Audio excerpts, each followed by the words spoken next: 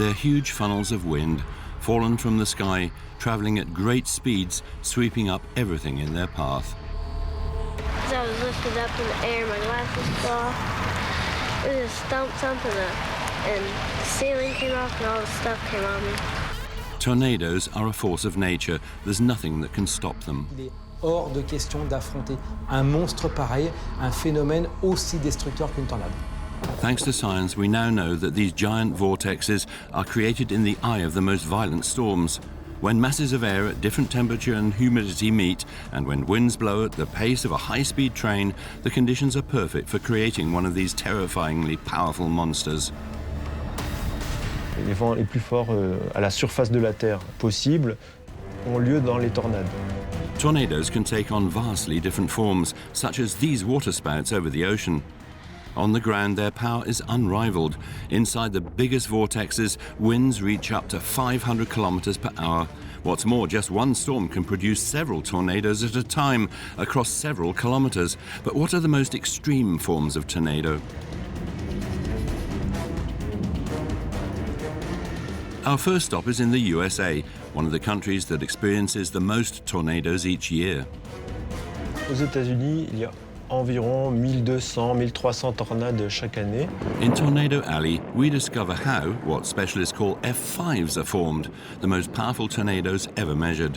We'll find out about the Moore tornado in May 2013, which destroyed almost 1,200 buildings and killed 24 people in less than an hour, creating $2 billion of damage. You literally see it coming down the road, just shredding stuff up, and then, I mean, you just don't think, like, I'm gonna survive this. We'll then see how tornadoes have affected many different places on the planet, including France. Here in August 2008, a giant tornado raged through the small northern town of Ormont.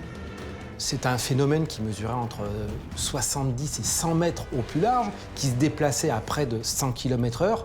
Vous sortez de chez vous, vous arrivez, vous voyez ce phénomène qui arrive. Honnêtement, il n'y a plus rien à faire. Science will allow us to understand just how a tornado is capable of lifting up a truck and sending debris flying several hundred kilometers. On a déjà vu des tornades qui ont produit des projections d'objets telles qu'une clé plantée dans des murs en briques. Finally, we'll discover an even more worrying phenomenon, which is becoming increasingly common in the United States: outbreaks. On peut aller parfois jusqu'à plusieurs centaines de tornades en quelques jours. Hundreds of tornadoes simultaneously ravage an area when ideal conditions are reached. Scientists seek to find out more about the power, speed and destruction level of these tornadoes in an attempt to reduce their impact. It's not yet known whether one day we'll be able to predict them and protect ourselves against them.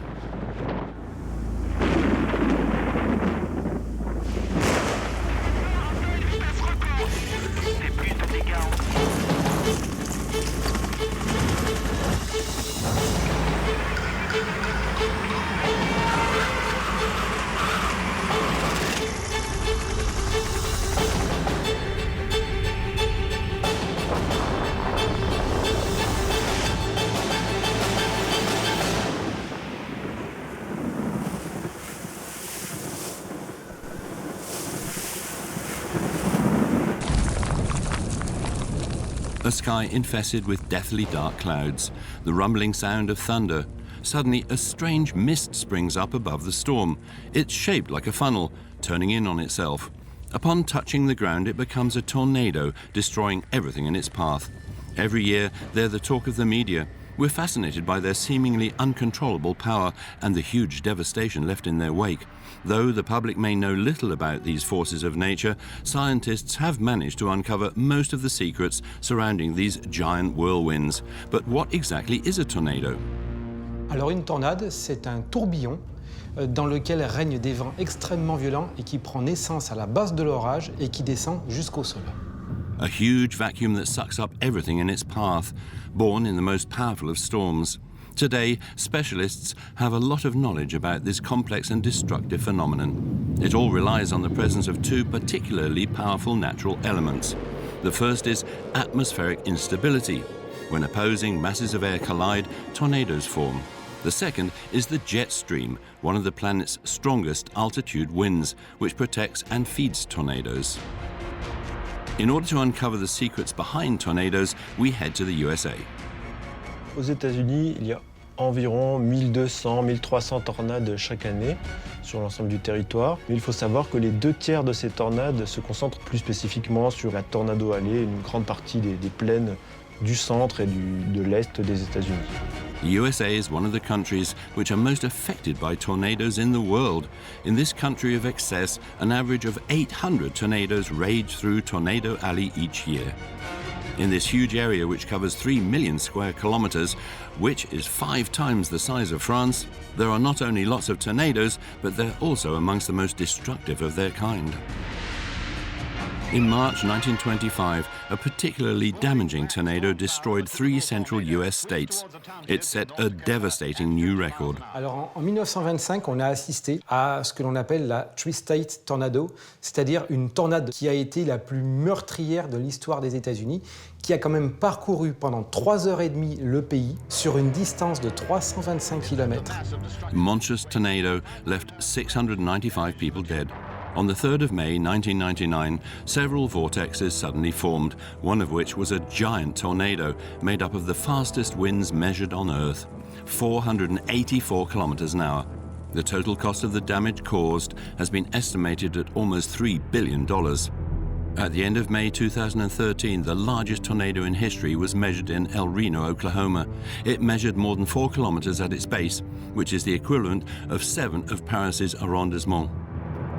Quand on l'apercevait, beaucoup de gens ne se rendaient même pas compte que c'était une tornade, tellement elle était large. On pensait à une espèce de colonne de grêle ou une pluie extrêmement intense, et il y avait des petits points qui montaient, c'était les phares des voitures qui avaient été aspirés et qui étaient rejetés sur les bords de la tornade. So what explanation is there for this phenomenon and its particular violence in such a specific area of the US? Tornado Alley brings together all the ingredients necessary to form the most extreme tornado-creating storms.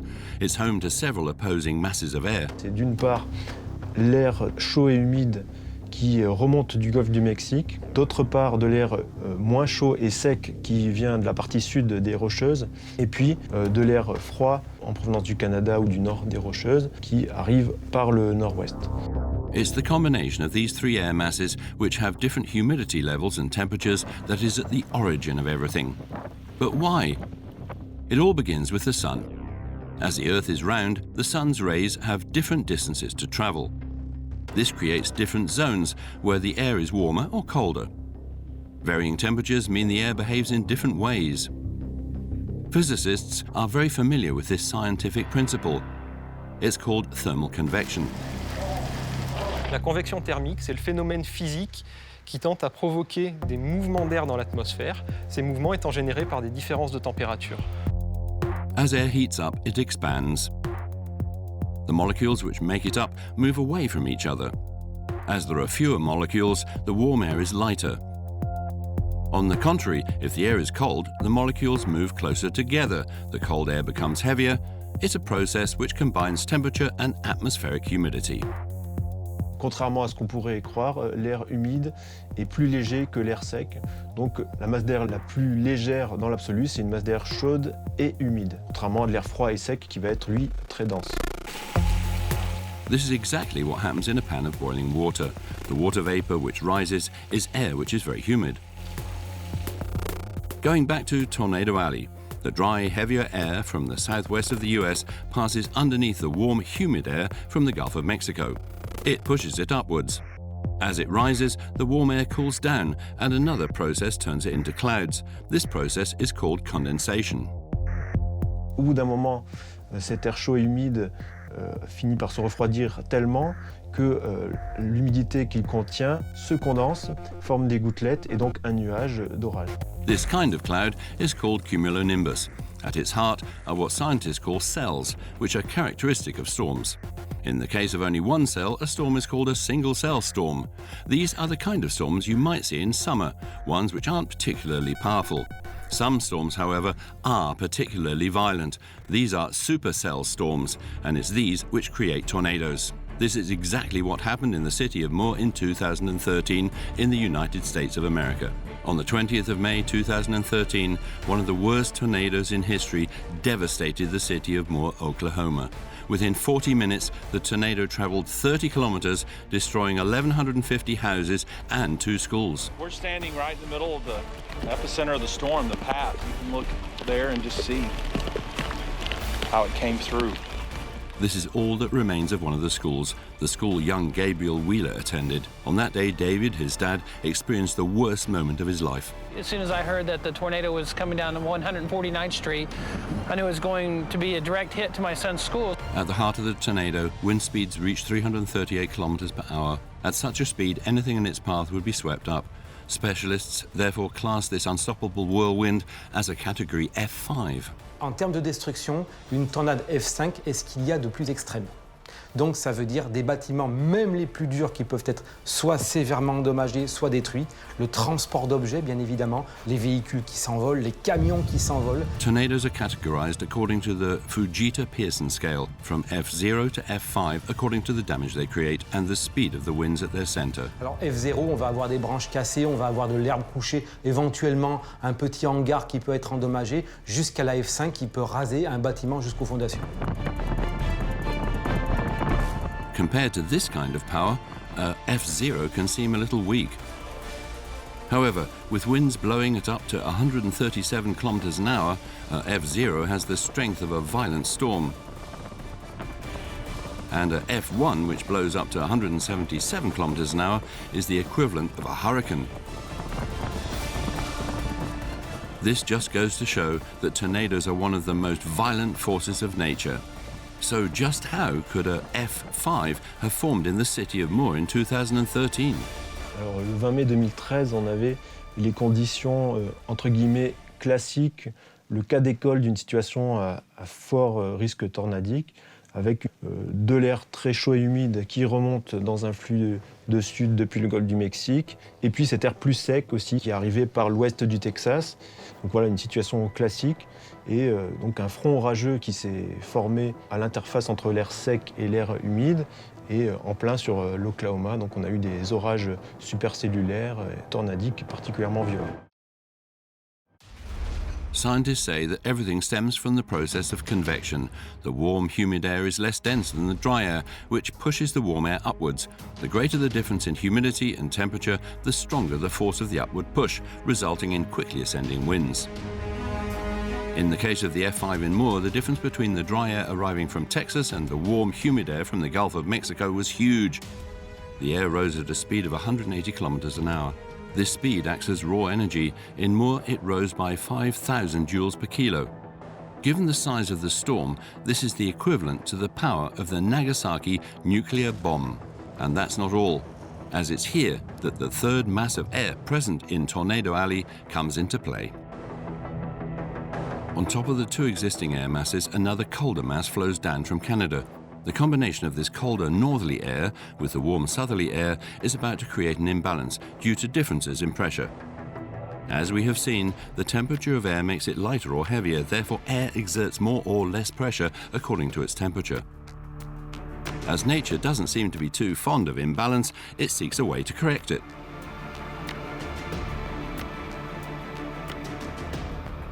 On voit tout de suite que les régions chaudes sont plus légères, les régions froides sont plus lourdes, et donc ça va induire des mouvements d'air du froid vers le chaud pour rééquilibrer justement cette pression. Generally speaking, these movements of air between areas of varying pressure are what we call wind. In Tornado Alley, this wind moves from the polar air, which has more pressure, towards the warm air, which has less. Once again, the difference in temperature and therefore pressure is so significant that this wind, named the jet stream, moves particularly quickly. Ça peut aller de l'ordre de quelques dizaines de kilomètres/heure, parfois 90 km/h, mais jusqu'à des valeurs extrêmement importantes, de l'ordre de 320, 360 km/h. Et parfois, dans certaines situations, il a dépassé les 500 km/h. This jet stream circulates at altitude, and it's so fast that it creates a suction effect on everything beneath it.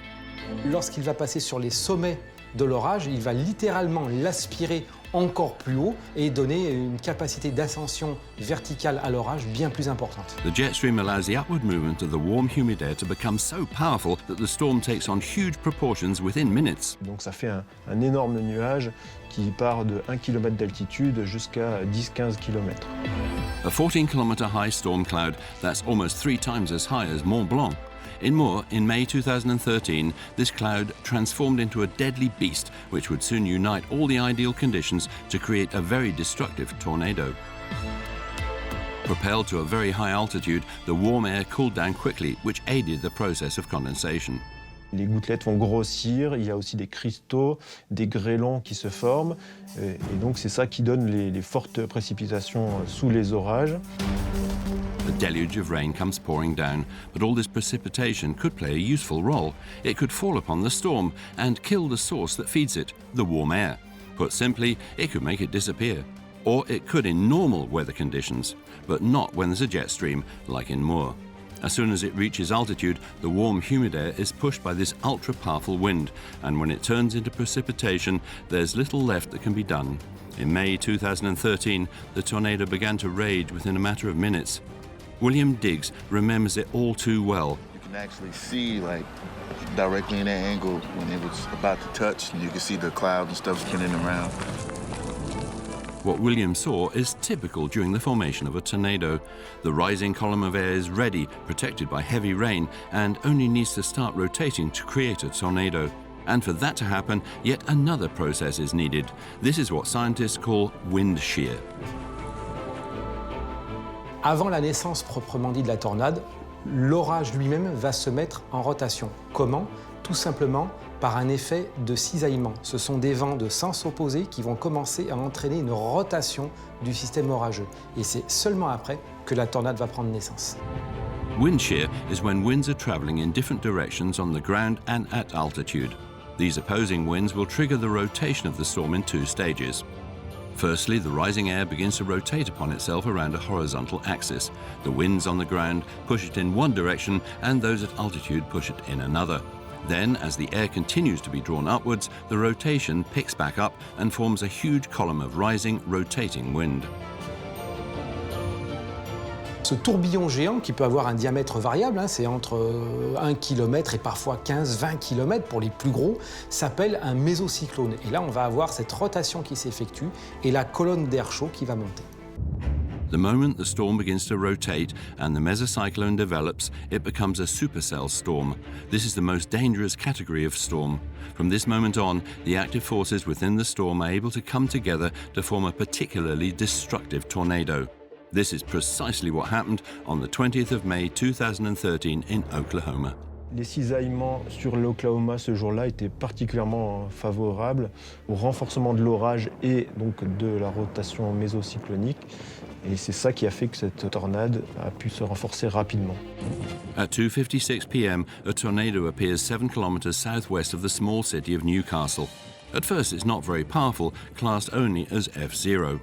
But it moves very quickly and soon develops more power. Within barely 10 minutes, it has advanced more than 6 kilometers and reached category F4. Alors une tornade F4, c'est quand même un phénomène dont les vitesses des vents dans le vortex sont comprises entre 300 et 400 km/h approximativement. Et bien évidemment, sur des maisons qui sont américaines, composées essentiellement de bois, de préfabriqués et de placo, il est bien évident que les maisons sont littéralement soufflées. The tornado continues on its path and crosses the Interstate 35 highway. At the edge of the city, it destroys a ranch, killing around 100 horses. And just as it's getting ready to hit the city, it turns into a category F5. Une tornade F5 sur une zone urbaine est la pire des situations, c'est la situation que l'on appelle catastrophique. Ça veut dire que là, elle va augmenter en puissance, bien évidemment, mais aussi elle va se nourrir de tous les objets qu'elle absorbe et qu'elle va en fait éjecter alentour. Donc autant de projectiles mortels ou potentiellement en capacité de blesser gravement les gens. Et puis elle va bien entendu passer sur des zones urbanisées, donc faire considérablement exploser le nombre de victimes. The residents of Moore are alerted by the media. There's mass panic. The deadly whirlwind is heading straight for them. You literally see it coming down the road, just shredding stuff up, and then I mean, you just don't think like, I'm gonna survive this. The tornado passes the pharmacy. Customers just have enough time to take shelter in the storeroom. And we could hear the storm go over. Our ears were popping and everything from the pressure change. And you could hear debris hitting everywhere. The tornado tears up everything in its path, cables and transformers included. Thankfully, it just skirts around the pharmacy. After having raged through the first few areas, the tornado is headed for David Wheeler's son's school. As soon as it basically went by his school, I just left. It's impossible for this father to catch up with the tornado, which now has a speed of almost 100 kilometers an hour, especially as a torrential downpour is now hammering down on the city. When he arrives, everything has been destroyed. There are just a few rescue workers combing through the rubble. For 3 hours, he searches through the debris and ends up finding his son.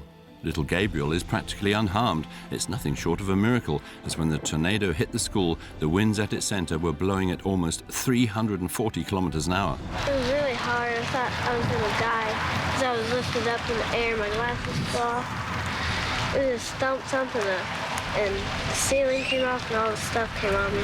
Within just a few minutes, 24 people were killed, 6 of them in this school. Another school was destroyed, along with 1,150 houses. For those who witnessed it, the Moore tornado will always remain a catastrophe of unprecedented violence. I actually saw the backside of the tornado as it was leaving. It was huge, as big as that whole building there, it seemed to me. The total cost of damages caused exceeded $2 billion. It was only 8 kilometers away in the east of the city that the tornado disappeared, leaving behind it a trail of devastation. This is just one of the many tornadoes which devastate central United States each spring. Though they may be the most publicized, they are far from being the only tornadoes on the planet. De vastes zones du monde peuvent connaître des tornades, mais avec des fréquences ou des probabilités plus ou moins fortes. For a tornado to form, there needs to be first a storm.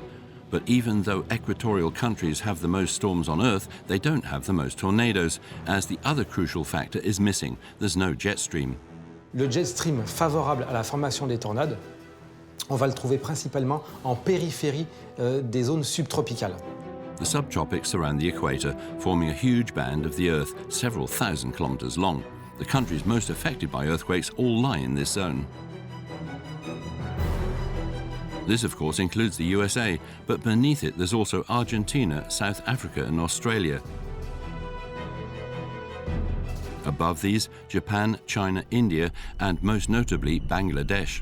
En 1989, au Bangladesh, une tornade, la plus meurtrière de l'histoire répertoriée à ce jour, a fait quand même 1300 victimes. The 1989 tornado was a F5 and its vortex was 2.4 kilometers wide. Its victim rate was so high due to the fact that it traveled through several densely populated slums. It's almost impossible to know exactly how many tornadoes hit Bangladesh each year, as many of its areas are very isolated. But some experts think there are at least as many as in the US. That's over 1,000 each year.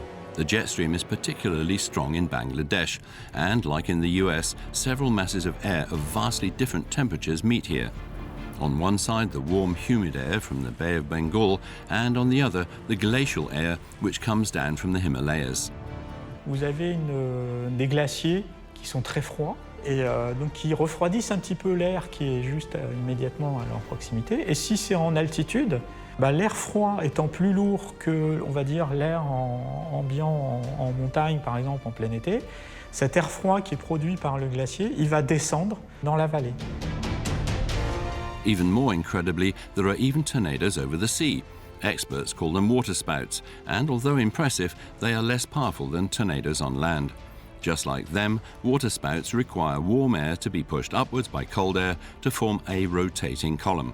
In order to gain power, the difference in temperature between the two air masses needs to be great. However, the ocean limits this difference. This is what we call thermal inertia. L'océan, en fait, a une inertie thermique très importante et met beaucoup de temps à restituer la chaleur qu'il a pu emmagasiner, contrairement à la Terre, par exemple, qui sera en mesure de restituer cette chaleur beaucoup plus rapidement. On the ground, temperatures can rise by tens of degrees within a mere few hours, but it takes much longer in the sea. As the sea gives off less heat, the difference compared to the cold air is smaller, and offshore tornadoes called waterspouts are less powerful. As we can see, tornadoes can form in various parts of the world, even out at sea. But what about Europe, and specifically France? As surprising as it may seem, France has seen many more tornadoes than you might think. Donc en France, effectivement, contrairement à l'idée reçue, il y a des tornades, entre 150 en moyenne et 200 annuellement, dont la quasi-totalité sont heureusement des F0. Donc F0, ça veut dire de très faible durée et qui causent peu de dégâts, donc qui se remarquent au final très peu. Even though most tornadoes in France aren't very powerful, some have been particularly destructive. On a eu 2 F5 en France officiellement répertoriées. Une en 1845 qui a traversé une partie de la Seine-Maritime en provoquant la mort de plusieurs dizaines de personnes et qui a aussi créé plusieurs centaines de blessés et de grosses destructions. Et une plus récente en 1967 dans le Pas-de-Calais qui a tué 6 personnes et là aussi a provoqué pas mal de dégâts. On the 24th of June 1967, a giant 250-metre-long whirlwind raged through France for 25 kilometres, resulting in 6 deaths. A devastating figure, but one which could have been worse, as the tornado didn't pass through any towns. Unfortunately, that is what happened less than 100 kilometres away on the 3rd of August 2008. It was in Ormont, in the commune of Maubeuge. Si on reprend le cas de la tornade de Haumont, on a donc affaire à un phénomène qui est passé du statut de F0 à F4 relativement rapidement quand même. C'est un phénomène qui mesurait entre 70 et 100 mètres au plus large, qui se déplaçait à près de 100 km/h. In less than 15 minutes, the Ormont tornado had covered 19 kilometres, killing 3 people and causing huge damage. A catastrophe made possible by the weather conditions that summer's day. Ce jour-là, le 3 août 2008, on a un front froid orageux qui s'est mis en place sur le nord du pays, avec de l'air chaud et humide qui remontait depuis le centre de la France. En altitude, on avait aussi un fort cisaillement avec un jet stream qui dépassait les 100 nœuds, donc proche de 180 km/h. Just like in Tornado Alley, it's the presence of the jet stream and the meeting of the masses of air at different temperatures which triggers the formation of a tornado. In this region, cold air coming from England and warm air from the Mediterranean frequently meet. This explains why the most dangerous tornadoes generally take place in the same area of France, the north and northwest. On that day in 2008, the mesocyclone formed towards the end of the day. The warm air starts to rise, pushed up by the cold air from England. Then the current of warm air starts to rotate under the influence of the jet stream. This enormous rising column of wind is still quite far above the ground, at around 6 kilometers of altitude. Like in the USA, pushed up by cold air and drawn up by the jet stream, the rotating column gains speed rapidly. It will eventually go so fast that an invisible wall starts forming. This is the start of the formation of a tube. La zone tourbillonnaire qui forme un tube, ça se comporte comme une cloison en définitive. C'est presque étanche en fait entre ce qui se passe à l'intérieur du tube et à l'extérieur. In this particularly airtight tube, the rising speed will trigger another process crucial to the formation of a tornado.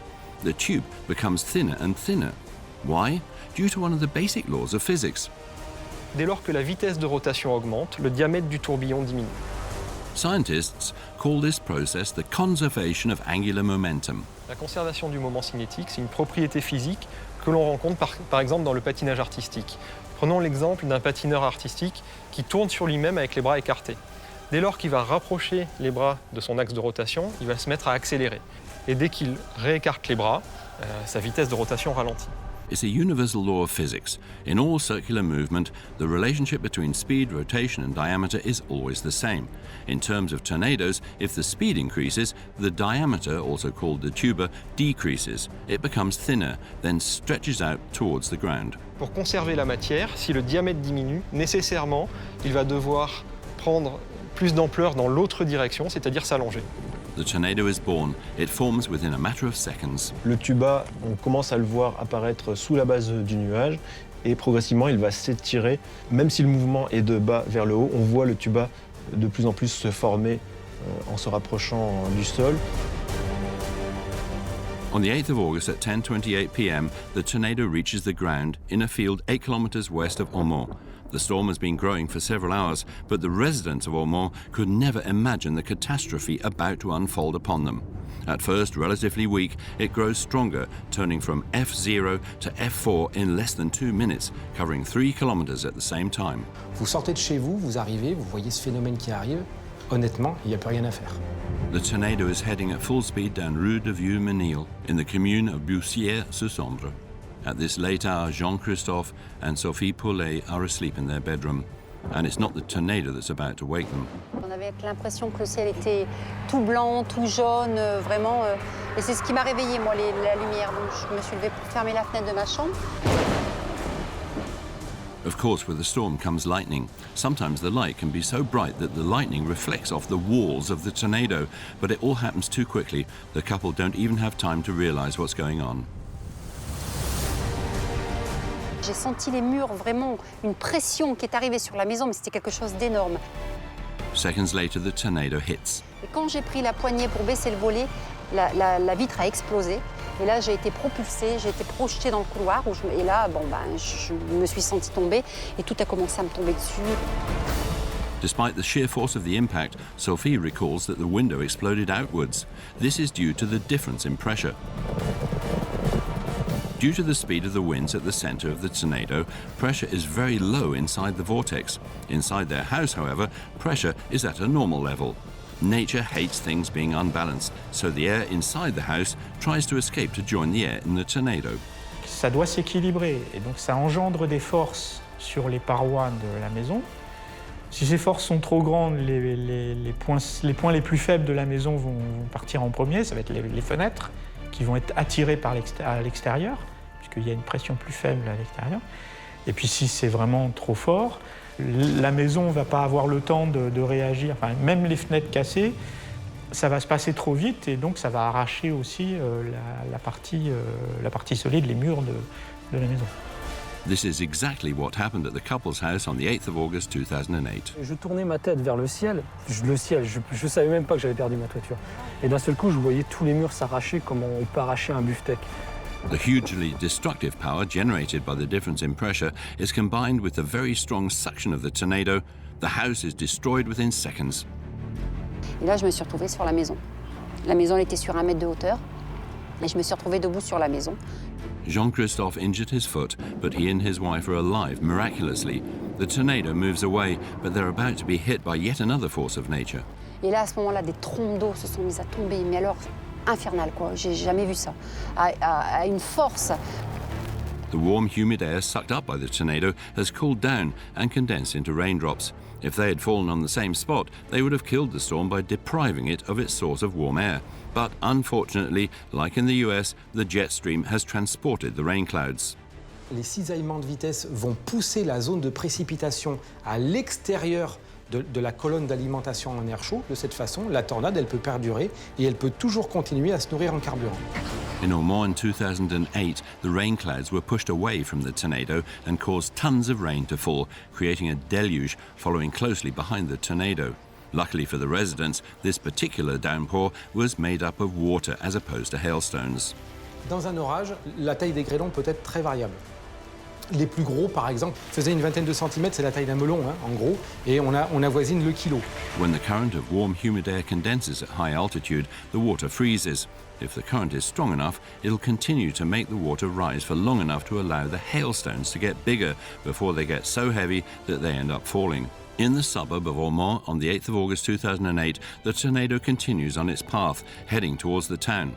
It soon encounters a small forest, the Fay Woods. Will such a large obstacle with its hundreds of huge trees be able to stop it in its tracks? What's about to happen is in fact the exact opposite. The destruction zone of the tornado grows in size, increasing from 100 to over 200 meters wide. Why? Because of the violent winds found at its base, which experts call the debris ball of the tornado. Ce que l'on appelle le buisson de la tornade, c'est cette zone d'aspiration où on va retrouver la majeure partie des objets, des poussières et de tous les éléments aspirés qui gravitent autour du vortex. Upon reaching the forest, the tornado tears down several trees, which are swept up in the rotation, adding to its destructive power. Its accumulation of debris grows. Violent winds also add to the power of the main vortex, with the narrow woodland path acting as a funnel for the winds. Le vent qui arrive aux abords d'une forêt n'a d'autre choix que de passer par des espaces plus restreints. Et en fait, pour conserver son débit, eh bien, il va devoir accélérer sur des espaces comme un chemin forestier, par exemple, ou entre les arbres. There's less space to travel through, but just as many air molecules, so they will have to force their way through the space by accelerating. In the woods, hundreds of trees have been uprooted. Some tree trunks have been twisted and partially ripped apart. It's a bizarre occurrence, which can be explained using science. La caractéristique des tornades, c'est quand même que c'est un phénomène très localisé avec des très grandes vitesses de vent. Et donc ça veut dire qu'en très peu de distance latéralement, vous allez avoir une très grande variation de la vitesse du vent. In other words, that means that half of the tree suddenly finds itself at the heart of the tornado, where winds blow at over 300 kilometers per hour, whilst the other half is on the outside, where the winds are much slower. This results in the force applied on one half being much weaker than on the other, twisting the tree in on itself. C'est souvent ce qu'on a tendance à faire si on veut arracher une herbe ou un truc comme ça. Si vous tirez juste vers le haut, c'est assez dur. Mais si vous, en plus, vous tournez, vous allez l'arracher beaucoup plus facilement. Having left the woods, the tornado's at its most powerful when it arrives in the town of Ormont.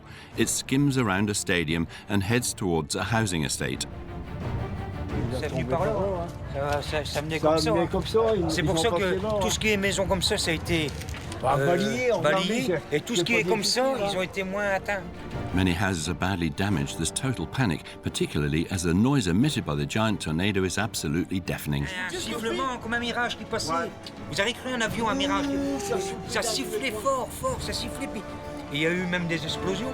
These explosions are the sound of the tornado cutting through power cables, but the tornado also emits its own noise, a grumbling so low it's one of the lowest sounds on Earth. Les sons émis par une tornade sont proches des infrasons. Ils sont émis par les vibrations ou les mouvements au sein de la tornade ou la friction entre la tornade et l'air environnant. The swirling wind forms the wall of a gigantic tube which turns very quickly in on itself.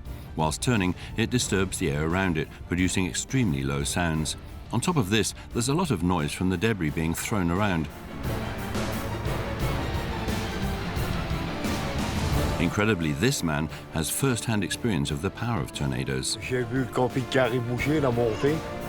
He was inside the vehicle when the dramatic event took place. J'ai vu que j'étais soulevé en hauteur, puis après il a redescendu et je suis retombé, donc il est retombé par terre. The tornado managed to lift up a motorhome weighing several tons. As the scientists explain, this is due to the strong suction effect caused by very low pressure.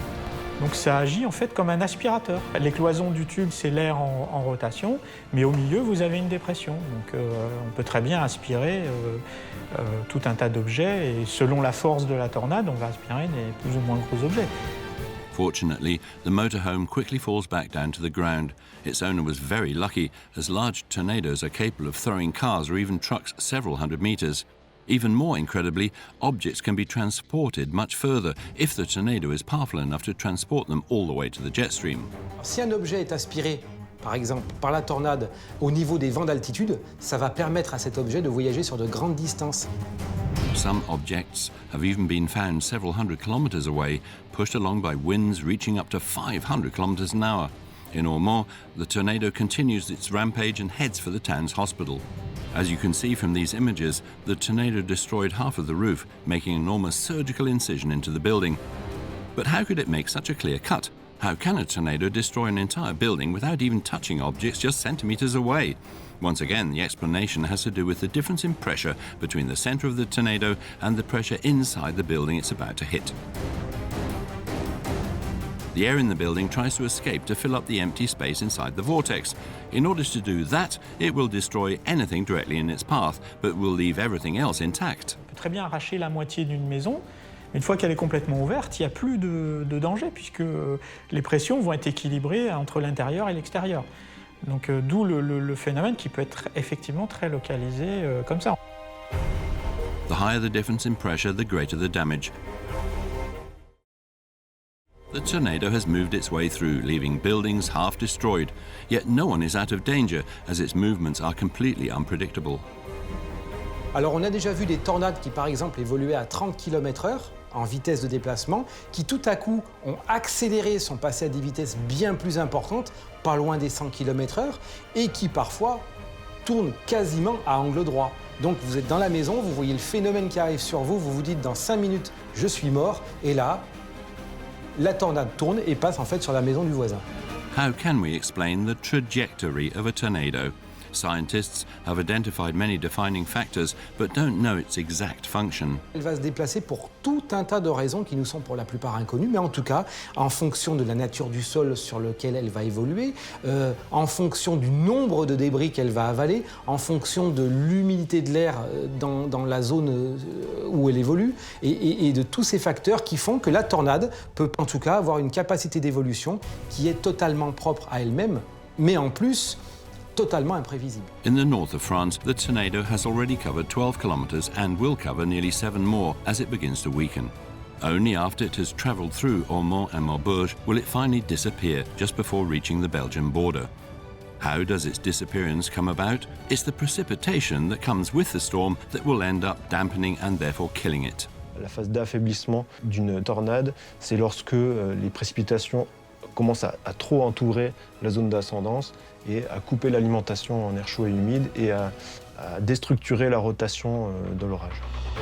If the rain manages to completely surround the tornado, the warm, humid air which feeds it can no longer flow, and the tornado disappears. That's what eventually happened to the Ormont tornado, which in the space of a quarter of an hour killed 3 people and injured around 15. Over 1,000 buildings were damaged, of which 250 were rendered uninhabitable and 2 completely destroyed. It is now classed as the 3rd most dangerous tornado France has ever seen. Sadly, the events of that day were not an isolated incident within Europe. The meeting point between the cold air from England and the warmer southern air created several supercell storms at once. 2 tornadoes were detected in the Netherlands and 2 others in Germany, where 3 waterspouts also formed. Thankfully, these 7 tornadoes didn't cause any damage. This proves the fact that when all the conditions ideal for the creation of supercell storms unite, several tornadoes can be formed at once. This is what scientists call an outbreak. On peut avoir parfois des séquences d'orages violents qui produisent de nombreuses tornades. Ça peut aller parfois jusqu'à plusieurs centaines de tornades en quelques jours. Between the 22nd and the 31st of May 2008, an outbreak occurred in Tornado Alley in the USA. In this short period of time, 239 tornadoes formed, 170 of which formed within the first 3 days. So many tornadoes were able to form in such a short time due to the fact that all the conditions needed for the formation of several supercell storms were united. D'une part, un gros différentiel de température, des masses d'air opposées, un courant jet stream en altitude, et puis des vents sens contraire. As the scientists remind us, for a storm to become a supercell storm, that means one capable of creating a tornado, there are a few key elements needed. Firstly, the warm, humid air and the cold air must meet. Lighter than the latter, the warm air rises rapidly. Altitude winds must then be blowing in an opposing direction to the winds closer to the ground. This will begin to rotate the rapidly rising warm air, creating a column of rotating wind. The column starts bigger, then begins to constrict.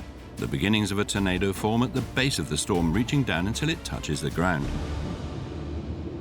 On the morning of the 22nd of May 2008, in the American Weather Center dedicated to detecting tornadoes, weather forecasters are on high alert. They have detected some particularly violent storms. We start sometimes a week in advance looking at these systems coming in from a pattern recognition point of view. In other words, we've seen this pattern before. We know that it's conducive for severe weather. With 800 tornadoes hitting Tornado Alley each year, a particularly efficient alert system has been put in place by scientists. Warning messages are played on a loop by radio stations across 5 states. For instance, in the small town of Windsor in Colorado. That day, Maggie Barnhill hadn't been listening to the radio. She had no idea what was about to unfold. Late that afternoon, her life would change within seconds. Just come home, I picked up my son from kindergarten and came in and just had some soup, and right after I finished it, the electricity went out, and the hail was coming down.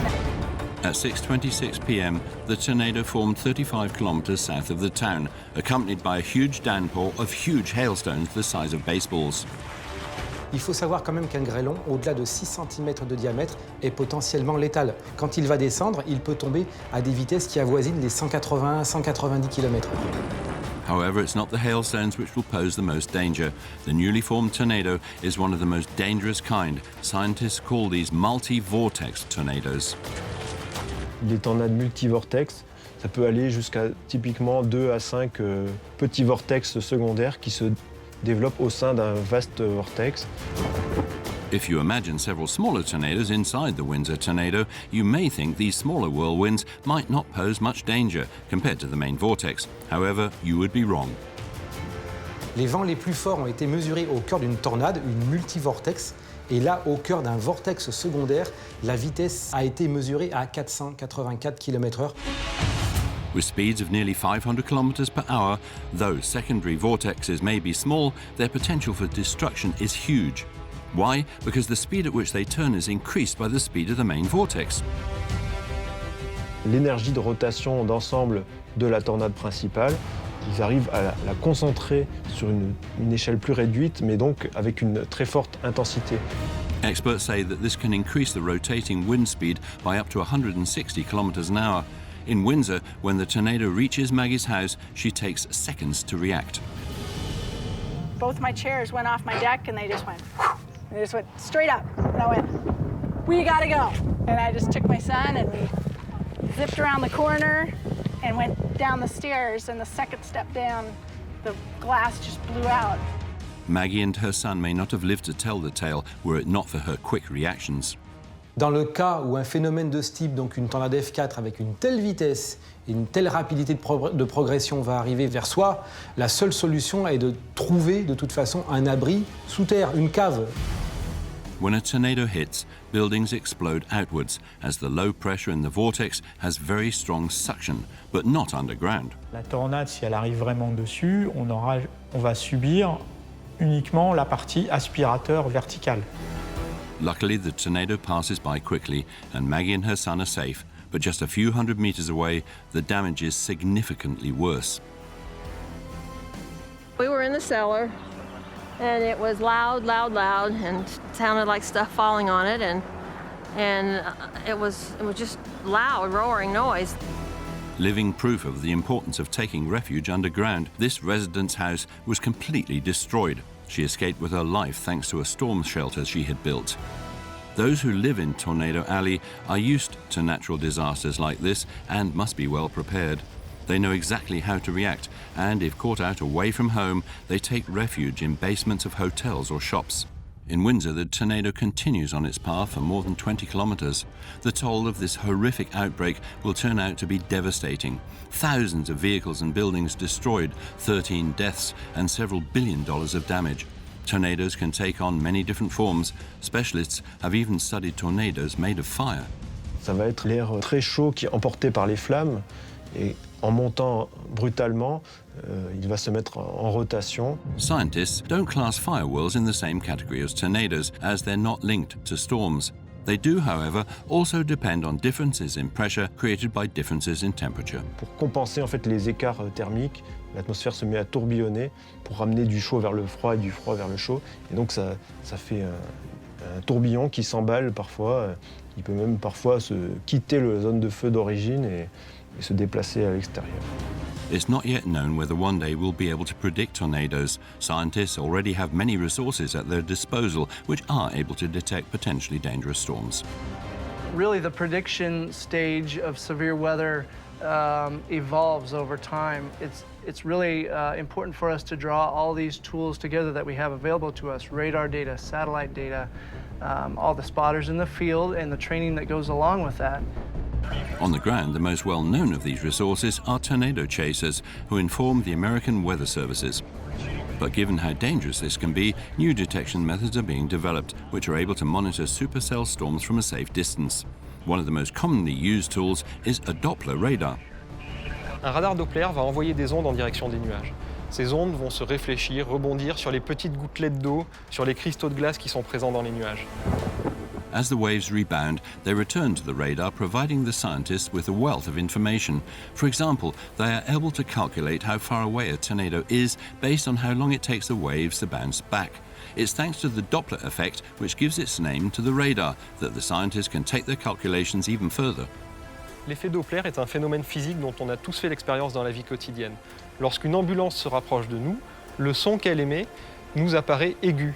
Quand elle arrive à notre hauteur puis s'éloigne de nous, la perception que l'on a est un son plus grave. Ce que l'on constate, c'est que la fréquence de l'onde sonore n'est pas la même si l'objet se rapproche de nous ou s'éloigne de nous. By analysing the different frequencies of the waves received by the radar, the scientists can find out which direction the tornado is moving in and at what speed. It's thanks to different techniques that the scientists are finding out more and more about tornadoes. But for the moment, a solution for protecting against them completely remains less science and more science fiction. Il est quand même extrêmement difficile de prévoir avec précision une tornade. On peut prévoir l'orage et déterminer plus ou moins le type d'orage et en fonction savoir si cet orage, par exemple une supercellule, a de très grandes chances de donner une tornade. Maintenant, prévoir avec précision une tornade, on n'est absolument pas en mesure de le faire. D'autant plus qu'il y a tout un tas de facteurs qui font que les modèles évoluent constamment. Ne serait-ce que par exemple l'adjonction dans l'atmosphère des centaines de millions de mètres cubes de polluants atmosphériques de toute nature. The toxic gases we release into the atmosphere interfere with the signals retrieved by the scientists, as well as changing the behavior of atmospheric phenomena. Their effect on tornadoes is unknown. Tornadoes remain one of the most powerful natural disasters on the planet. Il est hors de question d'affronter un monstre pareil, un phénomène aussi destructeur qu'une tornade. They can travel at 100 kilometers per hour and are made up of the fastest winds on Earth. On land as well as over the sea, tens of them can tear through a country at the same time, sometimes surrounded by hailstones the size of melons, which fall from the sky. They rip apart houses like paper, launching full-size trucks kilometers into the air. Scientists may never be able to tell exactly where and when these forces of nature will strike. One recent American study proves that outbreaks are becoming more and more common. For now, tornadoes will remain one of the most destructive phenomena on the planet.